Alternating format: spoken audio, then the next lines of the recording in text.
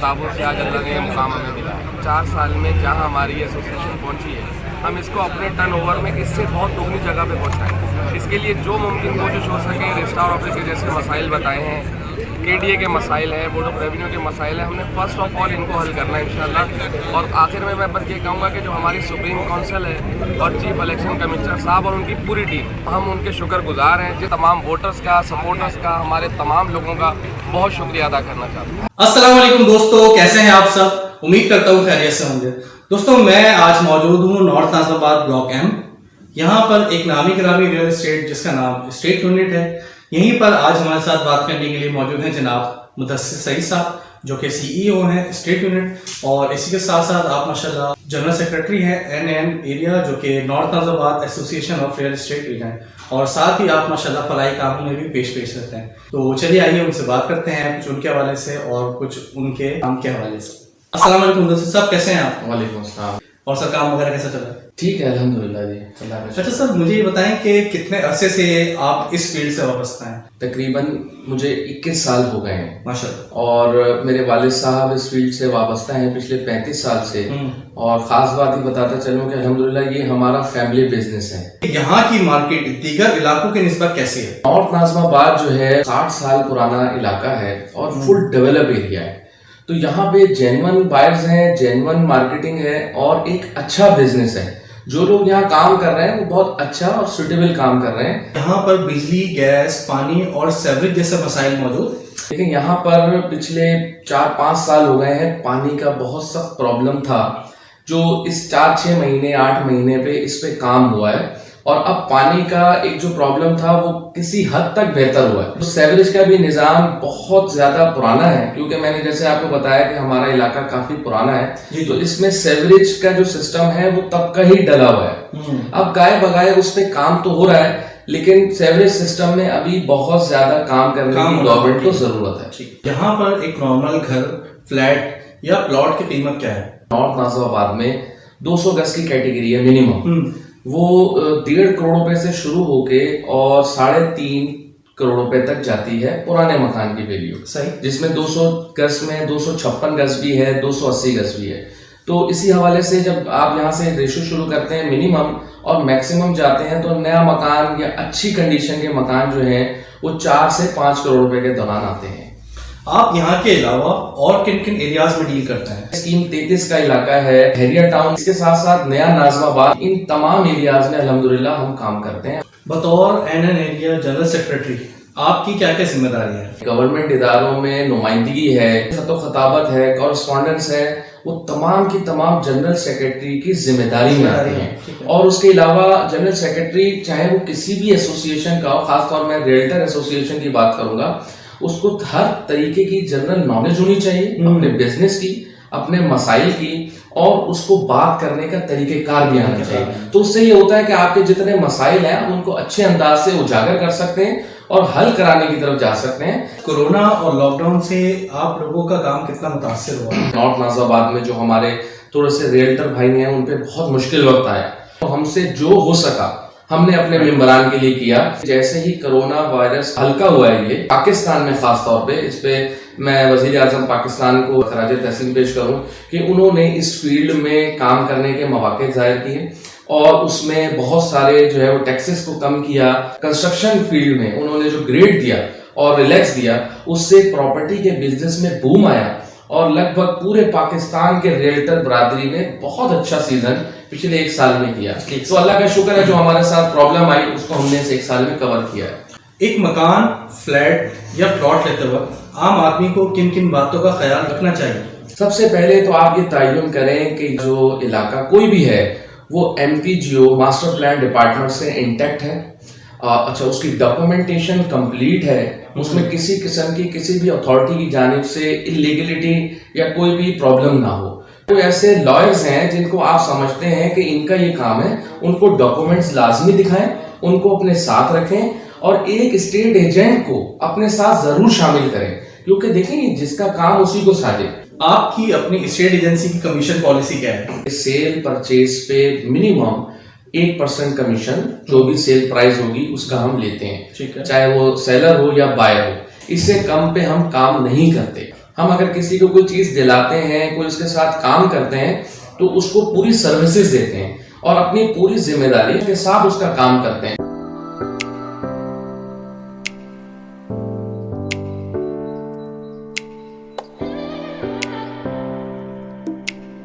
और अल्हम्दुलिल्लाह हमारे जो क्लाइंट 20 साल पहले थे, अल्लाह का शुक्र है आज वो भी हमारे पास रिटर्न आते हैं। ये आपके कारोबार में जीत होती है। टेस्ला टावर के हवाले से आपके क्या तासुरात हैं? जब इदारे किसी चीज की एनओसी जारी कर दें, इदारे उसका मास्टर प्लान से मैप अप्रूव दे दें और उसकी बिल्डिंग को खड़ा कर दें और आप उसमें शिफ्ट हो जाते हैं, तो अब आम आदमी का तो फुल स्टेक लग गया उसके अंदर। ठीक है। अब आप आके जब उसको थोड़ा सा उसमें कोई लीगल प्रॉब्लम्स हैं और वो बाद में अवेयर होती हैं, तो जिंदगी भर की उसकी जमा पूंजी गई। कई लोग उसमें आज परेशान हाल हैं, हॉस्पिटल्स में एडमिट हैं, वो काम कारोबार के नहीं रहे, वो अपने घर बार के नहीं रहे। तो मेरी ये रिक्वेस्ट है तमाम इदारों से कि खुदारा इन चीजों पर गौर करें। ऑनलाइन प्रॉपर्टी पोर्टल के आने से आप लोगों के काम में कितनी तेजी देखने में आई? ऑनलाइन बिजनेस से बेनिफिट ये हुआ कि लड़के पढ़े लिखे लोग इस फील्ड में आए। पहले तो हमें ये एडवांटेज हुआ, फिर उन्होंने ऑनलाइन बिजनेस शुरू किया। आज माशाल्लाह वो बहुत अच्छे तरीके से बिजनेस कर रहे हैं। इसमें सारा का सारा क्रेडिट उन तमाम ऑनलाइन साइट्स को मैं देता हूं जो इसको लेकर चल रहे हैं। मैं उनसे ये गुजारिश करूंगा कि आप अपने रूल रेगुलेशन से ना हटें, कोशिश करें जिस पर्पस के लिए आपने अपना ऑनलाइन प्रॉपर्टी पोर्टल बनाया उसको सिर्फ उस राय पे रखें, उस हवाले से काम करें। रियल एस्टेट बरादरी को उससे कोई डिस्टर्बेंस ना दें। नहीं, आजकल जो इतनी एसोसिएशंस बन रही हैं, इनके मकासद भी हासिल हो रहे हैं या ये सिर्फ कागज के हद तक महदूद रह रही है? एक एक इलाके में 3-3, 4-4 एसोसिएशन बना के नजर तो यही आता है कि सिर्फ औहदों की ये भाग दौड़ है। इसको छोड़ के चाहिए ये कि मिलके काम करें और अपने आप को जो हमारे मसाइल हैं उन पर फोकस करें। अपनी एनर्जी हम अपने जो मसाइल हैं उन पर सर्व करें, ना कि हम सिर्फ औहदों के लिए आगे बढ़ें और औहदों को लेके हम अपने आप को बस शो ऑफ करें। ये कोई अच्छी बात नहीं है। आज अल्हम्दुलिल्लाह रजिस्ट्रार ऑफिस में आप देख रहे होंगे पीछे सेल डीड के तमाम जो अखराजात हैं, ऑफिशियल जो भी टैक्सेस लगते हैं वो इसमें मेंशन कर दिया। जो टाउन टैक्स का एक इशू था कि वो बायर पार्टी भरती थी, वेंडर पार्टी, वो सेलर पे है, उसका नोटिफिकेशन भी अल्हम्दुलिल्लाह हमने रजिस्ट्रार ऑफिस के रूम में लगा दिया। आज से इंशाल्लाह जो भी वकला हजरात, प्रॉपर्टी डीलर्स जब भी टाउन टैक्स का चालान बनवाएं, खास तौर पे ये ध्यान में रखें वो वेंडर के नाम से, सेलर के नाम से बनेगा। 236C जो कि गेन टैक्स है, जो सदर की तरफ से गैजेट नोटिस कहलाता है, वो भी हमने अंदर लगा दिया है। उसमें तब्दीली ये है कि जो 5 साल पे लगता था गेन टैक्स, अब वो 4 साल रह गया है। जो प्रॉपर्टी 4 साल से एक्सीड कर जाएगी अब उस पर गेन टैक्स नहीं लगेगा। जो CBT और रजिस्ट्रार ऑफिस में रजिस्ट्रार फीस लगती थी वो अल्हम्दुलिल्लाह जो ख़त्म हुई है। NN area north Nazabad association का भरपूर कोशिशें हैं, तो वो नोटिस भी हमने अंदर लगा दिया है। अगर कोई स्टेट एजेंट आपके पास अपना मसला लेके आता है तो आप उसे नॉर्मली कितने दिनों में हल कर देते हैं? ये सवाल आपने बहुत अच्छा किया। हमारी तो कोशिश ये होती है पहली मुलाकात में जब हम उसको लेके बैठे हैं तो वो काम उसका आसान हो जाए और फौरन हल हो जाए। अल्हम्दुलिल्लाह हमारे यहाँ नॉर्थ नाज़ाबाद के जितने मेंबरान हैं, मैं उन सब का बहुत मशकूर हूँ, शुक्रिया भी अदा करूँगा। किसी भी मसाइल में 98% मैं आपको बता रहा हूँ, हमारे कोई भी भाइयों का कोई तनाज़ा या मसला आता है और हमारी एक कॉल पे वो हमारी बात रखते हैं। NN एरिया ने पूरे पाकिस्तान में पहली दफा ये कानून साजी बनाई है कि आपस के मसाइल के हल के लिए हमने बाकायदा एक चार्ट बना दिया।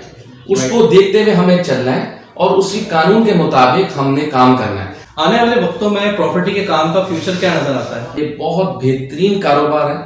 जो लोग इससे मुंसलिक हैं, काम कर रहे हैं, मैं उनको भी मशवरा दूंगा कि आप दयानतदारी, ईमानदारी से और फुल पैशन के साथ अपने बिजनेस को शौक के साथ करें। और जो नए लोग आना चाह रहे हैं, आप अपने इस बिजनेस को टाइम दें, इस पर वर्किंग करें। इंशाल्लाह अल्लाह ताला ने बहुत ऊपर लोगों को पहुंचाया इस काम से, बहुत तरक्कियां दी हैं।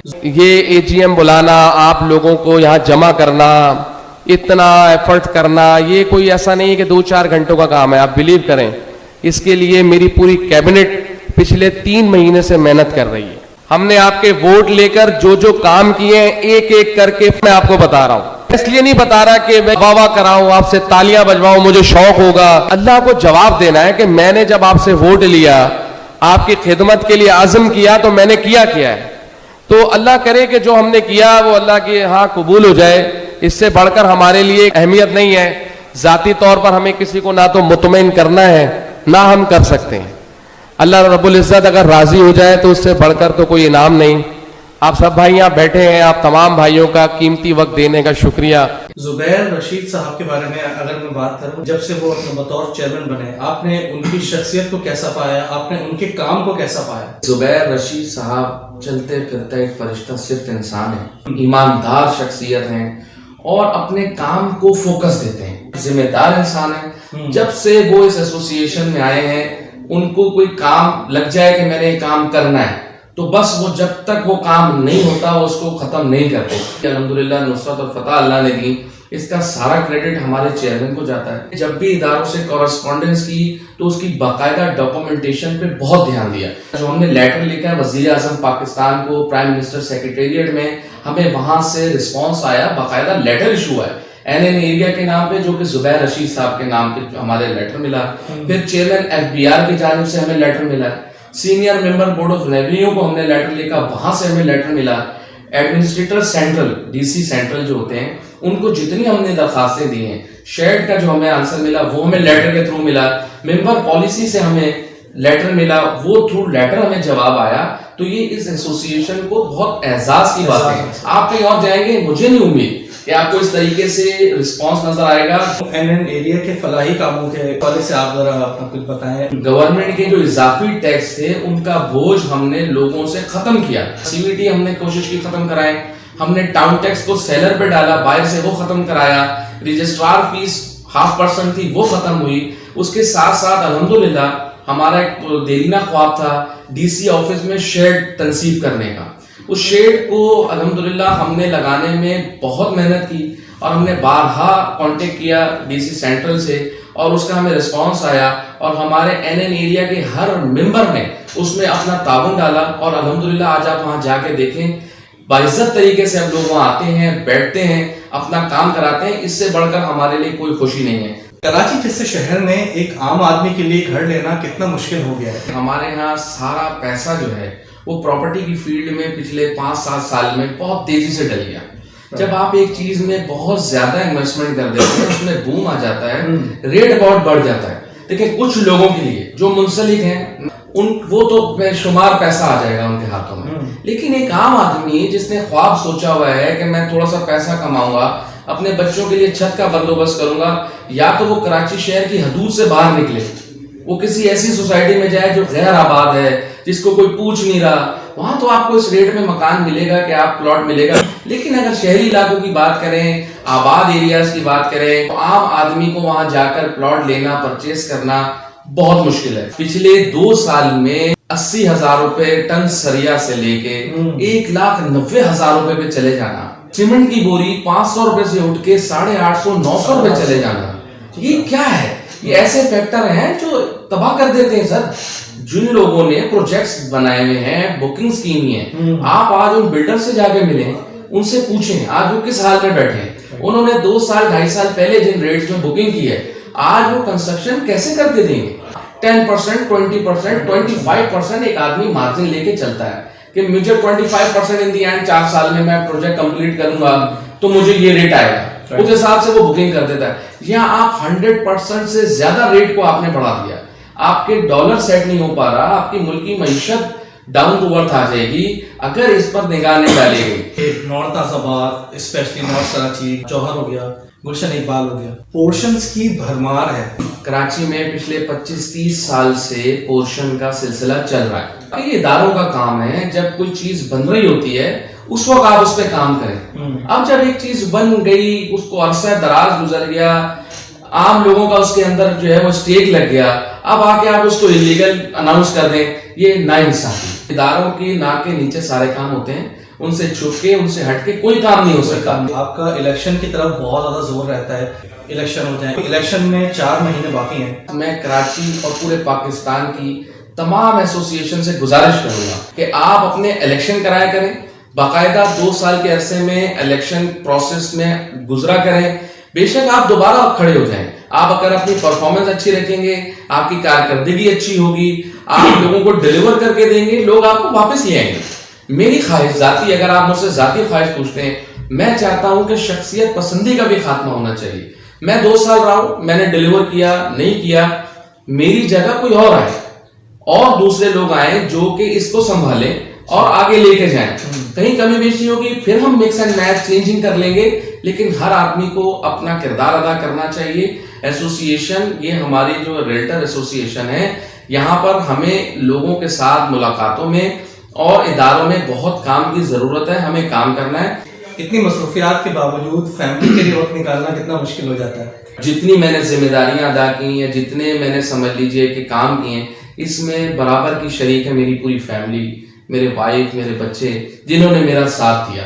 कहीं भी मैं मुश्किल में आता हूँ, अपने भाइयों से, वालिद साहब से, अपनी बहनों से, मेरी अहलिया, मैं उनसे मशवरा करता हूँ तो वो भी मुझे अच्छे मशवरे देते हैं। अब अल्हम्दुलिल्लाह अब सब मेरे साथ हैं और अब मुझे कहते हैं कि आप आगे चलें, हम आपके साथ हैं। तो ये एक बहुत खुशी का मुकाम है मेरे लिए।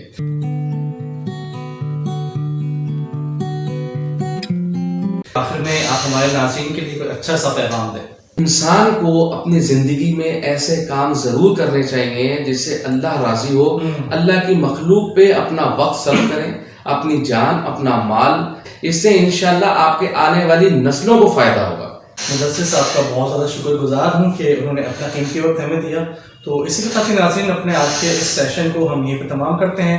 अगर आपको ये वीडियो पसंद आई है तो इसको ज़रूर लाइक कीजिए, शेयर कीजिए और हमारे चैनल को ज़रूर सब्सक्राइब कीजिए। साथ ही आप हमें फेसबुक पे फॉलो करना ना भूलिए। कमेंट सेक्शन में अपने राय से ज़रूर आगाह करें। एन एरिया के नाम से आपको एक फेसबुक पेज भी मिल जाएगा जहाँ पे जाके आपने इनकी तमाम एक्टिविटीज़ को देखना है।